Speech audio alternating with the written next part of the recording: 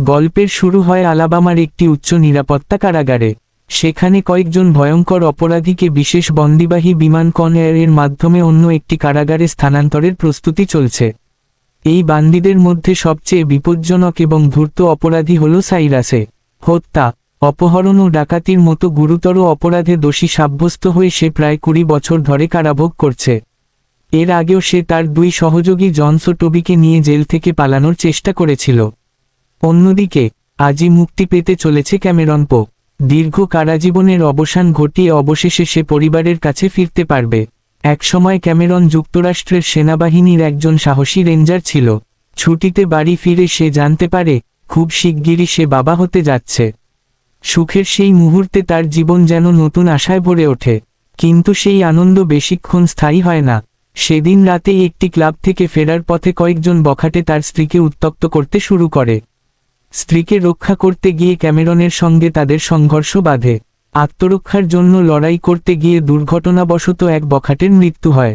ঘটনার পরপরই পুলিশ ক্যামেরনকে গ্রেপ্তার করে এবং মামলাটি আদালতে ওঠে। তার আইনজীবী পরামর্শ দেন, যদি সে নিজের দোষ স্বীকার করে তাহলে হয়তো কম শাস্তি পাবে। এই আশায় ক্যামেরন আদালতে নিজের দোষ স্বীকার করে, কিন্তু রায় তার প্রত্যাশার সম্পূর্ণ বিপরীত হয়। বিচারক তাকে 10 বছরের কারাদণ্ড দেন। এই রায় ক্যামেরন ও তার স্ত্রীর জীবনে নেমে আনে গভীর অন্ধকার। তবুও বাস্তবতাকে মেনে নেওয়া ছাড়া তাদের আর কোনো উপায় থাকে না। এরপর ক্যামেরনকে আলাবামার একটি কারাগারে পাঠানো হয়। কারাগারের কঠিন দিনগুলোতে তাকে বাঁচিয়ে রাখে একটাই জিনিস, তার ছোট্ট মেয়ে কেসির ছবি। যে মেয়েকে সে কখনো নিজের চোখে বড় হতে দেখেনি, সেই মেয়ের ছবিগুলোই তার বেঁচে থাকার শক্তি হয়ে ওঠে। প্রতিদিন সেই ছবিগুলোর দিকে তাকিয়ে সে নিজেকে শক্ত রাখে এবং মুক্তির আশায় অপেক্ষা করতে থাকে। সময় ধীরে ধীরে কেটে যায়। এই দীর্ঘ 8 বছরে ক্যামেরনের আচরণ সবসময় শান্ত ও নিয়মানুবর্তী ছিল। সে কখনো কারাগারের নিয়ম ভাঙেনি, কোনো ঝামেলাতেও জড়ায়নি। তার এই ভালো ব্যবহারের কারণেই এক বন্দি মাইকের সঙ্গে তার গভীর বন্ধুত্ব গড়ে ওঠে। পরবর্তীতে তার আদর্শ আচরণে সন্তুষ্ট হয়ে কারা কর্তৃপক্ষ তার 10 বছরের সাজা কমিয়ে 8 বছর করে দেয়। অবশেষে বহু প্রতীক্ষিত সেই দিনটি এসে যায়। আজ ক্যামেরনের মুক্তির দিন, আর কাকতালীয়ভাবে আজই তার মেয়ে কেসির 8ম জন্মদিন। 8 বছর পর প্রথমবারের মতো নিজের মেয়েকে দেখবে, এই আনন্দে ক্যামেরনের মন ভরে ওঠে। এদিকে একে একে সব ভয়ঙ্কর বান্দিদের কঠোর নিরাপত্তার মধ্য দিয়ে কনএয়ার বিমানে তোলা হচ্ছে। পুরো অভিযানের দায়িত্বে আছেন ইন্সপেক্টর মার্শাল। তার মনে বারবার অজানা এক আশঙ্কা কাজ করছে, যেন খুব শিগগিরই ভয়ঙ্কর কিছু ঘটতে চলেছে। এই সন্দেহ থেকেই তিনি একজন পুলিশ কর্মকর্তাকে বন্দির ছদ্মবেশে বিমানে পাঠান। আত্মরক্ষার জন্য তার কাছে গোপনে একটি অস্ত্রও রাখা হয়, যাতে প্রয়োজনে সঙ্গে সঙ্গে ব্যবস্থা নেওয়া যায়। কিছুক্ষণ পর বিমানটি আকাশে উড়ে যায়। বিমান মাঝ আকাশে পৌঁছাতেই সাইরাস নিজের হাতে লুকিয়ে রাখা একটি ছোট পিন বের করে নিঃশব্দে হাতকড়া খুলে ফেলে। এরপর সে পাশে বসা বন্দি টমের দিকে ইশারা করে। টম মুখের ভেতরে লুকিয়ে রাখা একটি দাহ্য পদার্থ বের করে পাশের বন্দির গায়ে ছুঁড়ে মারে এবং মুহূর্তেই আগুন ধরিয়ে দেয়। হঠাৎ আগুনে পুড়ে বন্দিটি যন্ত্রণায় চিৎকার করে ওঠে। তার চিৎকার শুনে এক নারী পুলিশ কর্মকর্তা তাকে বাঁচাতে ছুটে আসেন। এই বিশৃঙ্খলার সুযোগে টম গোপনে ওই কর্মকর্তার চাবি চুরি করে ফেলে এবং হাতকড়ার তালা খুলে দেয়। মুহূর্তের মধ্যেই সাইরাস ও তার সহযোগী জনি মুক্ত হয়ে যায়। এরপর শুরু হয় রক্তক্ষয়ী সংঘর্ষ। পুলিশ সদস্যরা তাদের থামানোর চেষ্টা করলেও সাইরাস অবিশ্বাস্য গতিতে একের পর এক অফিসারকে কাবু করে ফেলে, এমনকি কয়েকজনকে হত্যা পর্যন্ত করে। ককপিট থেকে এক পাইলট বাইরে এলে তাকেও আক্রমণ করা হয়। এরপর সাইরাস সরাসরি ককপিটে ঢুকে অন্য পাইলটের মাথায় বন্দুক ঠেকিয়ে জানিয়ে দেয়, এখন থেকে এই বিমানের নিয়ন্ত্রণ আমাদের হাতে। কেউ চালাকি করার চেষ্টা করলে তার পরিণতি হবে ভয়াবহ। মাত্র কয়েক মিনিটের মধ্যেই পুরো বিমান দখল করে নেয় বন্দিরা। সব পুলিশ সদস্যকে জিম্মি করা হয় এবং সাইরাস তার বাকি সহযোগী, টবি ও আরও কয়েকজন ভয়ঙ্কর অপরাধীকে মুক্ত করে দেয়। এদিকে একজন বন্দী সুযোগ বুঝে নারী পুলিশ কর্মকর্তার সঙ্গে অসভ্য আচরণ করার চেষ্টা করে। ঠিক তখনই ক্যামেরন সামনে এসে তাকে বাধা দেয়। সে দৃঢ় কণ্ঠে জানিয়ে দেয়, এই বিমানে এমন নোংরা আচরণ আমি কোনোভাবেই মেনে নেব না। ক্যামেরনের কথা শুনে বন্দিটি ক্ষিপ্ত হয়ে তার ওপর হামলা করতে উদ্যত হয়। ঠিক সেই সময় সাইরাস নিজেই এগিয়ে এসে পরিস্থিতি শান্ত করে। সে নিজের সহযোগীকে কঠোরভাবে সতর্ক করে বলে, আর একবার এমন ভুল করলে বিন্দুমাত্র দেরি না করে তোকে এই বিমান থেকেই নিচে ফেলে দেব। তোর একটা ভুল পুরো পরিকল্পনা নষ্ট করে দিতে পারে। তার কথা শুনে বন্দিটি বাধ্য হয়ে নারী পুলিশ কর্মকর্তাকে ছেড়ে দেয়। এদিকে এক পুলিশ কর্মকর্তা সাইরাসকে জানায়, বিমানটি খুব শিগগিরই কারসন সিটিতে অবতরণ করবে, যেখানে কয়েকজন বন্দীকে অন্য একটি বিমানে স্থানান্তর করা হবে। এ কথা শুনে জনস একটি নতুন পরিকল্পনা দেয়। সে বলে, আমরা যদি পুলিশদের ইউনিফর্ম পরে নিই, তাহলে কারসন সিটি থেকেই খুব সহজে পালিয়ে যেতে পারব। তাদের এই পরিকল্পনার কথা শুনে ছদ্মবেশী পুলিশ কর্মকর্তা সতর্ক হয়ে ওঠেন। টম যখন তাকে তল্লাশি করতে আসে, তখন তিনি হঠাৎ লুকিয়ে রাখা বন্দুক বের করে টমকে জিম্মি করে ফেলেন। ক্যামেরন ইশারায় তাকে শান্ত থাকতে বলেন, কারণ তিনি বুঝতে পারেন এই মুহূর্তে কোনো ভুল পদক্ষেপ পরিস্থিতিকে আরও ভয়াবহ করে তুলবে। কিন্তু ওই কর্মকর্তা তার কথা শোনেন না। এই সুযোগেরই অপেক্ষায় ছিল সাইরাস। সে নারী পুলিশ কর্মকর্তাকে মানবঢাল হিসেবে ব্যবহার করে একই সঙ্গে গুলি চালায়। কয়েক সেকেন্ডের মধ্যেই ছদ্মবেশী পুলিশ কর্মকর্তা নিহত হন। নিজের চোখের সামনে একজন নির্দোষ কর্মকর্তার মৃত্যু দেখে ক্যামেরন ভীষণ অসহায় ও মর্মাহত হয়ে পড়ে। ঠিক তখনই সাইরাস ধীরে ধীরে ক্যামেরনের দিকে তাকিয়ে বলে।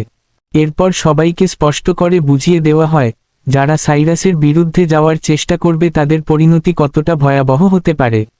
এরপর সাইরাস সব বন্দীকে দুই ভাগে ভাগ করে। সে টমকে নির্দেশ দেয়, যেসব বন্দী তাদের কোনো কাজে আসবে না, তাদের আলাদা করে রাখতে। কারণ কারসন সিটিতে বন্দী বিনিময়ের সময় তাদের ব্যবহার করা হবে, যাতে খুব সহজেই নিজেদের লোকদের মুক্ত করে আনা যায়। সাইরাসের পরিকল্পনা শুনে টবি জিজ্ঞেস করে, তুমি কি নিশ্চিত আমাদের সঙ্গী নিরাপদে বেরিয়ে আসতে পারবে? ঠিক তখনই ক্যামেরনের বন্ধু মাইকেল সাইরাসের কাছে অনুরোধ করে, তাকেও যেন সঙ্গে নেওয়া হয়। কিন্তু সাইরাস কোনো দ্বিধা না করেই তার অনুরোধ প্রত্যাখ্যান করে। সে জানিয়ে দেয়, মিশন শেষ না হওয়া পর্যন্ত মাইকেল ও ক্যামেরন দুজনই তার জিম্মায় থাকবে। এ কথা শুনে মাইকেল প্রচণ্ড ক্ষিপ্ত হয়ে ওঠে। তবে ক্যামেরন কোনোভাবে তাকে শান্ত করে, যাতে পরিস্থিতি আরও খারাপ না হয়। এরপর সাইরাস পাইলটকে কারসন সিটির দিকে বিমান নামানোর নির্দেশ দেয়। বিমান অবতরণের আগে টম আবার বাকি বান্দিদের হাত পা বেঁধে দিতে শুরু করে। এই সময় ক্যামেরন একটি সুযোগ দেখতে পায়। সে সাইরাসকে বলে, সে তাদের দলে যোগ দিতে চায় এবং এই মিশনে সাহায্য করবে। তার আসল উদ্দেশ্য হল যত দ্রুত সম্ভব মুক্ত হয়ে নিজের পরিবারের কাছে ফিরে যাওয়া।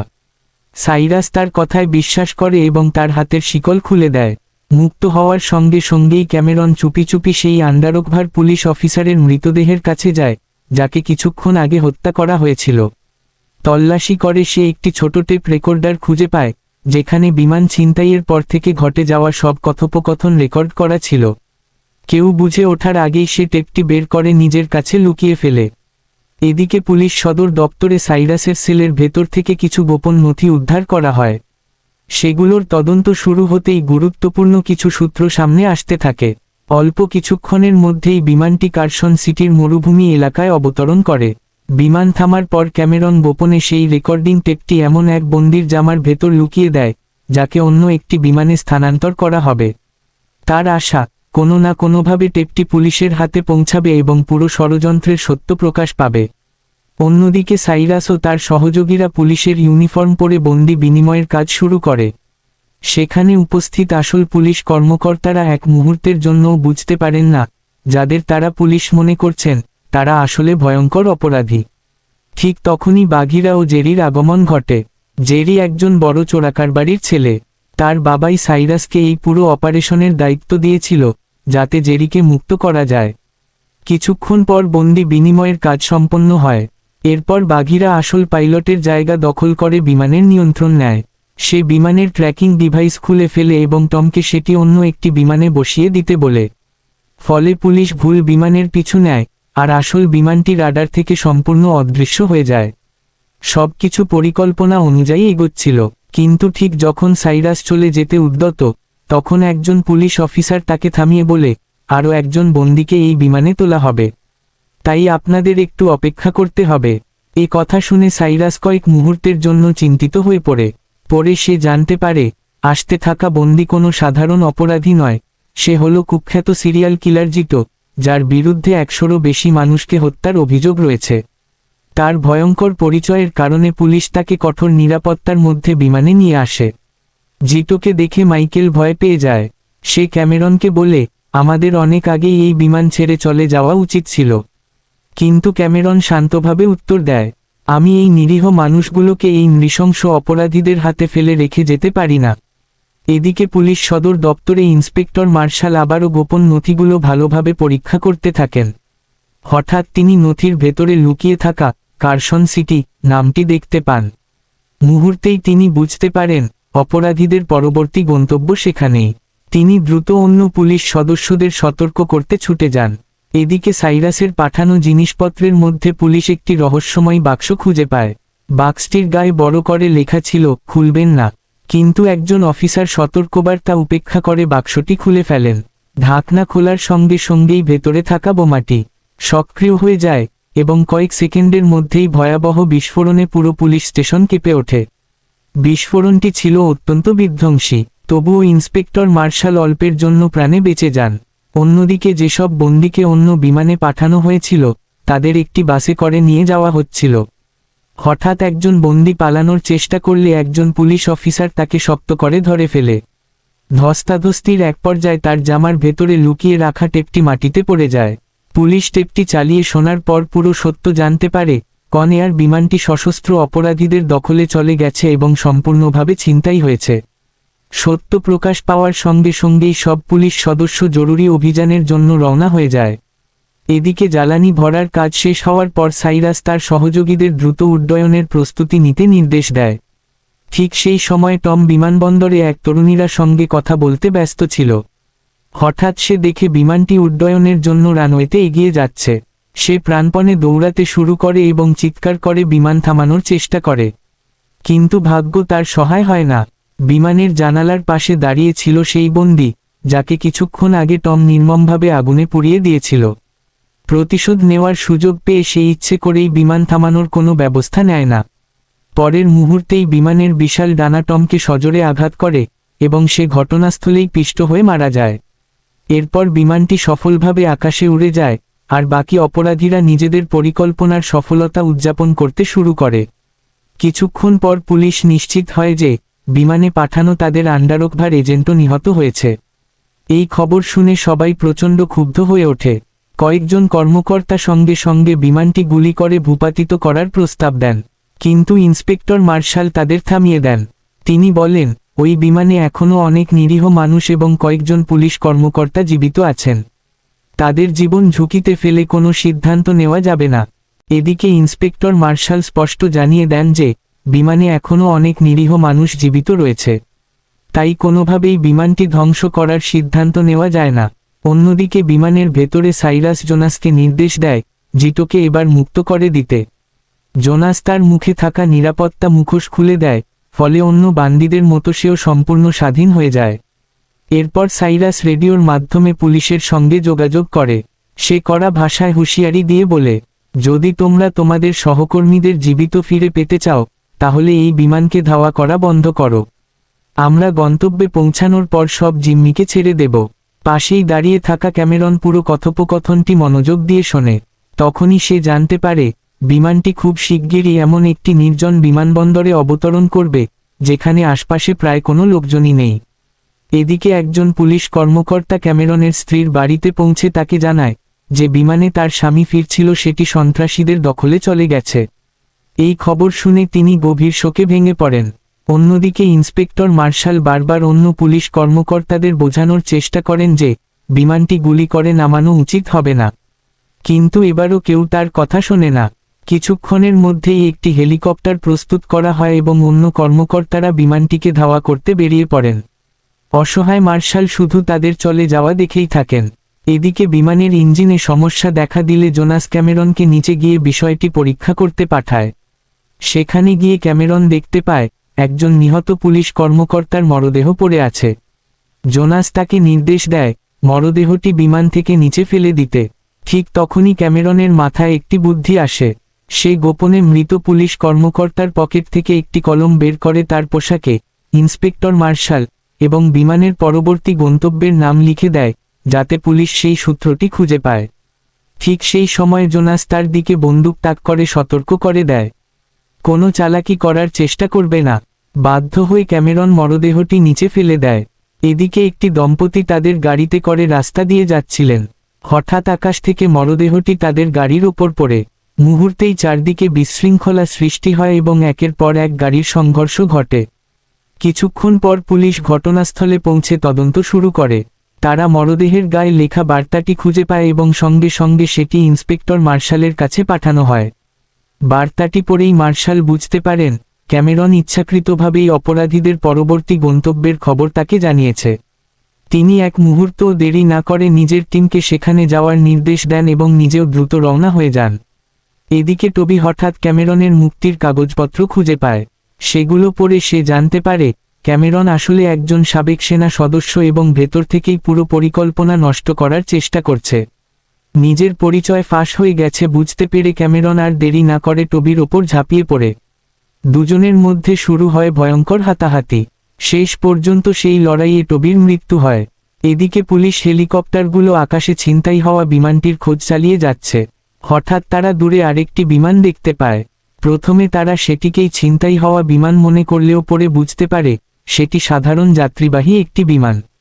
অন্যদিকে ইন্সপেক্টর মার্শাল ক্যামেরনের পাঠানো বার্তায় উল্লেখ করা নির্জন বিমানবন্দরে পৌঁছে যান। তিনি নিজের গাড়িটি একটি গ্যারেজে লুকিয়ে সতর্কভাবে কন্ট্রোল অফিসে প্রবেশ করেন, কিন্তু ভেতরের দৃশ্য দেখে তিনি স্তব্ধ হয়ে যান। সেখানে প্রায় সবাইকে নির্মমভাবে হত্যা করা হয়েছে। এরই মধ্যে হঠাৎ পেছনে দিক থেকে একটি বিশাল বিমান তার দিকে দ্রুত এগিয়ে আসতে থাকে। একই সময়ে আরেকটি বিমানও একই রানওয়ের দিকে এগিয়ে আসছিল। মুহূর্তের মধ্যেই দুটি বিমান মুখোমুখি সংঘর্ষের ঝুঁকিতে পড়ে যায়। ভয়াবহ দুর্ঘটনা এড়াতে বাঘিরা দ্রুত বিমানটি জরুরি অবতরণ করায়। প্রচণ্ড ধাক্কায় বিমানটি মাটিতে আছড়ে পড়লেও সৌভাগ্যবশত ভেতরে থাকা কেউ মারা যায় না। বিমান থামতেই সাইরাস তার সহযোগীদের নিয়ে বাইরে বেরিয়ে আসে। বাইরে এসে সে বুঝতে পারে টবি তাদের সঙ্গে নেই। জোনাস সঙ্গে সঙ্গে ধারণা করে বান্দিদের মধ্য থেকেই কেউ তাকে হত্যা করেছে। রাগে সে বলে, সব জিম্মিকে এখনই মেরে ফেলতে হবে। ঠিক তখনই বিমানের আড়াল থেকে ক্যামেরন সামনে এসে দাঁড়ায়। সে শান্তভাবে সাইরাসকে বোঝায়, এখন জিম্মিদের হত্যা করা ঠিক হবে না। পুলিশ এখনও এখানে পৌঁছায়নি। এই জিম্মিরাই আমাদের সবচেয়ে বড় নিরাপত্তা। ক্যামেরনের যুক্তি সাইরাসের কাছে গ্রহণযোগ্য মনে হয়, ফলে সে আপাতত বান্দিদের হত্যা করার সিদ্ধান্ত থেকে সরে আসে। এদিকে জিটু চুপিসারে বিমান থেকে পালিয়ে যায়। ঘুরতে ঘুরতে সে একটি বাড়ির সামনে পৌঁছে, যেখানে একটি ছোট মেয়ে একা খেলছিল। অন্যদিকে জেরি গোপনে সবাইকে ফাঁকি দিয়ে একাই সেখান থেকে পালানোর পরিকল্পনা করতে থাকে। ঠিক সেই সময় ইন্সপেক্টর মার্শালের ওপর কয়েকজন সশস্ত্র অপরাধী হামলা চালায়, কিন্তু ক্যামেরন দ্রুত সেখানে পৌঁছে যায়। সে এক হামলাকারীর হাত থেকে বন্দুক কেড়ে নিয়ে সবাইকে মুহূর্তের মধ্যেই কাবু করে ফেলে। এরপর বন্দুকটি মার্শালের দিকে তাক করলেও তাকে গুলি করে না। মার্শাল বলেন, আমি তোমাকে আর বাকি বান্দিদের বাঁচাতে এসেছি। ক্যামেরন শান্তভাবে উত্তর দেয়, এই মুহূর্তে আমরা দুজন মিলে এতগুলো অপরাধীর মোকাবিলা করতে পারব না। আপনি আপাতত নিজের জীবন বাঁচান। সঠিক সময় এলে আমরা একসঙ্গে আঘাত করব। এ কথা বলেই ক্যামেরন সেখান থেকে চলে যায়।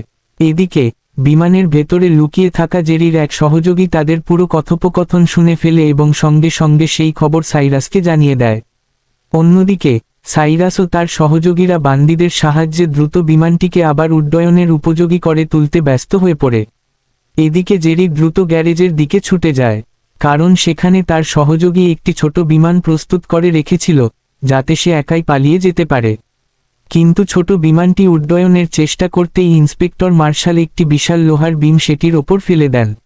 মুহূর্তের মধ্যেই বিমানটি মাটিতেই ধ্বংস হয়ে যায়। ঠিক তখনই সাইরাস তার লোকজন নিয়ে সেখানে পৌঁছে যায়। জেরির পরিকল্পনা বুঝতে তার এক মুহূর্তও সময় লাগে না। বিশ্বাসঘাতকতার জন্য ক্ষুব্ধ হয়ে সাইরাস তাকে বিশ্বাসঘাতক বলে গালি দেয়। এরপর এক সহযোগীর হাত থেকে জ্বলন্ত সিগারেট নিয়ে জেরির গায়ে ছুঁড়ে মারে। অল্পক্ষণের মধ্যেই বিস্ফোরণে জেরির মৃত্যু হয়। দূরে থাকা ডিটো সেই বিস্ফোরণের শব্দ শুনতে পায়, কিন্তু তার সঙ্গে থাকা ছোট্ট মেয়েটি কিছুই বুঝতে পারে না। এরপর সাইরাস আবার বিমানে ফিরে আসে। বিমানে ঢুকেই তার চোখ পড়ে টবির নিথর দেহের ওপর। নিজের ঘনিষ্ঠ সহযোগীর মৃত্যু দেখে সে প্রচণ্ড ক্ষিপ্ত হয়ে ওঠে। সে সঙ্গে সঙ্গে বিমানের সব অস্ত্র বাইরে এনে পুলিশকে সরাসরি আক্রমণের নির্দেশ দেয়। কিছুক্ষণের মধ্যেই পুরো পুলিশ বাহিনী বিমানবন্দরে পৌঁছে যায়। তাদের দেখা মাত্রই সাইরাস ও তার দল ভারী অস্ত্র দিয়ে গুলি চালানো শুরু করে। হঠাৎ এই হামলায় পুলিশের বেশ কয়েকটি গাড়ি ধ্বংস হয়ে যায় এবং পুরো বিমানবন্দর জুড়ে ভয়াবহ বিশৃঙ্খলা সৃষ্টি হয়। এই সুযোগে ক্যামেরন গোপনে একটি শক্ত দড়ি দিয়ে বিমানটিকে কাছের একটি বিশাল কংক্রিটের স্তম্ভের সঙ্গে বেঁধে দেয়, যাতে বিমানটি উড়তে না পারে। চারদিকে পুলিশ ও অপরাধীদের মধ্যে তুমুল গোলাগুলি চলতে থাকে। কিছুক্ষণ পর পুলিশকে সহায়তা করতে কয়েকটি হেলিকপ্টারও এসে পৌঁছে। এদিকে ডিটো ছোট্ট মেয়েটির পুতুল হাতে নিয়ে ধীরে ধীরে বিমানের দিকে ফিরে আসছে। এরই মধ্যে পুলিশের অতিরিক্ত দল বিমানবন্দর ঘিরে ফেলে। অবশেষে সাইরাসের লোকেরা আবারও বিমানটি চালু করতে সক্ষম হয় এবং বিমানটি রানওয়ে ধরে সামনে এগোতে শুরু করে। ক্যামেরনের বাধা দড়িটি প্রথমে বিমানটিকে আটকে রাখলেও প্রচণ্ড টানে সেটি ছিঁড়ে যায়। এরপর বিমানটি রানওয়েতে সামনে থাকা সবকিছু গুড়িয়ে দিয়ে আকাশে উড়ে যায়। অন্যদিকে ডিটোর গাড়িটিও কিছু দূর পর্যন্ত বিমানের পাশ দিয়ে ছুটতে থাকে। দূর থেকে দেখে অন্য পুলিশ সদস্যরা মনে করেন লার্কিন এখনও গাড়ির ভেতরেই আছে। কিন্তু পরের মুহূর্তেই গাড়িটি নিয়ন্ত্রণ হারিয়ে একটি টাওয়ারে ধাক্কা মেরে ভয়াবহভাবে বিধ্বস্ত হয়। তখন সবাই বুঝতে পারে লার্কিন আগেই নিরাপদে গাড়ি থেকে নেমে এসেছিল। এদিকে সেই ছোট্ট মেয়েটি নিজের পুতুল হাতে আকাশে উড়ে যাওয়া বিমানটির দিকে নিষ্পাপভাবে হাত নেড়ে বিদায় জানায়। অন্যদিকে বিমানের ভেতরে অপরাধীরা নিজেদের সফলতা উদযাপন করতে শুরু করে। ঠিক তখনই জনসের হাতে ক্যামেরনের মুক্তির কাগজপত্র এসে পড়ে। সেগুলো পড়েই সে বুঝে যায় ক্যামেরন আসলে একজন অপরাধী নয়। সঙ্গে সঙ্গে সে পুরো বিষয়টি সাইরাসকে জানিয়ে দেয়। সত্য প্রকাশ পেতেই সাইরাস নারী পুলিশ কর্মকর্তাকে হত্যার হুমকি দেয়। ঠিক সেই সময় ক্যামেরনের বন্ধু মাইকেল এগিয়ে এসে সমস্ত দোষ নিজের কাঁধে তুলে নেয়। সে চেয়েছিল যেভাবেই হোক ক্যামেরন যেন বেঁচে যায়, কিন্তু সাইরাস কোনো দয়া না দেখিয়ে ক্যামেরনের চোখের সামনেই মাইকেলকে গুলি করে। বন্ধুর এই করুণ পরিণতি দেখে ক্যামেরনের ভেতরের রাগ বিস্ফোরিত হয়ে ওঠে। সাইরাস এরপর ক্যামেরনের মেয়ে কেসির জন্য আনা পুতুলটি হাতে নিয়ে তাকে ভয় দেখিয়ে বলে, এবার তোমার পালা। ঠিক সেই মুহূর্তে বাইরে থেকে পুলিশের হেলিকপ্টারগুলো বিমানের ওপর গুলি চালানো শুরু করে। এই বিশৃঙ্খলার সুযোগ নিয়ে ক্যামেরনও পাল্টা আক্রমণ শুরু করে। এক বন্দী তাকে গুলি করার চেষ্টা করলেও ক্যামেরন মুহূর্তের মধ্যেই তাকে পরাস্ত করে ককপিটের দিকে ছুটে যায়। সাইরাসও তাকে থামানোর চেষ্টা করে, কিন্তু ততক্ষণে ক্যামেরন ককপিটে পৌঁছে যায়। অন্যদিকে পুলিশ বিমানটিকে ক্ষেপণাস্ত্র দিয়ে ধ্বংস করার প্রস্তুতি নেয়, কিন্তু ক্যামেরন তাদের থামিয়ে দেয়। ফলে তারা গুলি চালানো বন্ধ করে। এদিকে সাইরাস মরিয়া হয়ে ককপিটের দরজা ভাঙার চেষ্টা করতে থাকে এবং একের পর এক গুলি ছোড়ে। ঠিক তখনই নারী পুলিশ কর্মকর্তা সুযোগ বুঝে পেছনে থেকে সাইরাসের ওপর আক্রমণ করে তাকে কিছুক্ষণের জন্য অজ্ঞান করে দেন। কিছুক্ষণ পর বিমানটি লাস ভেগাস শহরের ওপর পৌঁছে যায়। অবশেষে প্রাণপণ চেষ্টা করে বিমানটি শহরের মাঝখানে জরুরি অবতরণ করানো হয়। এতে চারদিকে চরম আতঙ্ক ও বিশৃঙ্খলা সৃষ্টি হয়। এই সময় সাইরাসের আবার জ্ঞান ফিরে আসে। সে সঙ্গে সঙ্গে ক্যামেরনের দিকে বন্দুক তাক করে, কিন্তু ঠিক সেই মুহূর্তে বিমানের বিশাল প্রপেলার দুজনের মাঝখানে চলে আসে, আর অল্পের জন্য ক্যামেরনের প্রাণ বেঁচে যায়। কিছুক্ষণের মধ্যেই ইন্সপেক্টর মার্শাল ও পুলিশ ঘটনাস্থলে পৌঁছে জিম্মিদের নিরাপদে উদ্ধার করে। গুরুতর আহত হলেও মাইকেলও শেষ পর্যন্ত বেঁচে যায়। তবে এই বিশৃঙ্খলার সুযোগে সাইরাস ও তার এক সহযোগী কাছের একটি উদ্ধারকারী ট্রাক ছিনতাই করে পালিয়ে যায়। ক্যামেরন এবং ইন্সপেক্টর মার্শাল সঙ্গে সঙ্গেই মোটরসাইকেলে তাদের পিছু নেন। কিছুক্ষণ পর ক্যামেরন ট্রাকটির কাছে পৌঁছে গেলেও তার মোটরসাইকেল ট্রাকের সঙ্গে ধাক্কা লেগে বিস্ফোরিত হয়। এদিকে মার্শাল ট্রাকের ওপর উঠে একটি ভারী লোহার পাইপ দিয়ে অপরাধীদের থামানোর চেষ্টা করেন। পালানোর তাড়াহুড়োতে সাইরাসের পা ট্রাকের একটি অংশে আটকে যায়।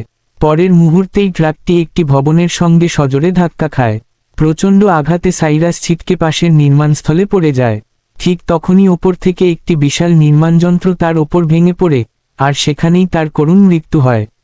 সবকিছু শেষ হওয়ার পর ক্যামেরন অবশেষে তার মেয়ে কেসির জন্য এত বছর ধরে যত্ন করে রাখা পুতুলটি ফিরে পায়।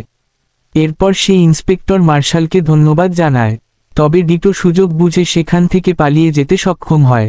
কিছুক্ষণ পর ক্যামেরনের স্ত্রী ও ছোট্ট মেয়ে কেসিও সেখানে এসে পৌঁছায়। এত বছর পর নিজের পরিবারকে সামনে দেখে ক্যামেরনের চোখ অশ্রুতে ভরে ওঠে। ছোট্ট কেসি দৌড়ে এসে বাবাকে জড়িয়ে ধরে। দীর্ঘ 8 বছরের অপেক্ষার অবসান ঘটে। অবশেষে ক্যামেরনের পরিবার আবার এক হয়ে যায়। আর এখানেই শেষ হয় কন এয়ার সিনেমার অসাধারণ গল্প।